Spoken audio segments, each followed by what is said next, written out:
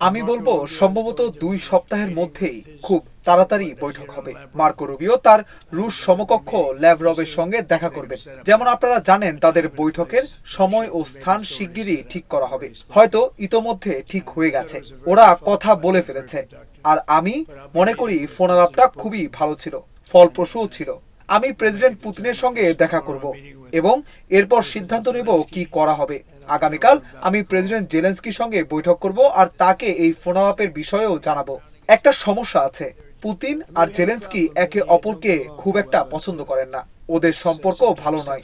তাই মাঝে মাঝে একসঙ্গে বৈঠক করা কঠিন হয়ে যায়। তাই হয়তো এমন কিছু করব যেখানে আলাদা বৈঠক হবে, কিন্তু সমান গুরুত্ব হবে। আমরা আলাদাভাবে দেখা করব, কথা বলবো, বিষয়গুলো পরিষ্কার করব। সত্যি বলতে ওদের সম্পর্ক খুবই খারাপ। আমি এমন অনেক কিছু দেখেছি যা মানুষ বিশ্বাসই করবে না। এখনই সময় এসেছে এই বিষয়গুলো সমাধানের। গত সপ্তাহে 7,000-এরও বেশি মানুষ নিহত হয়েছে। এটা সত্যি ভয়ঙ্কর।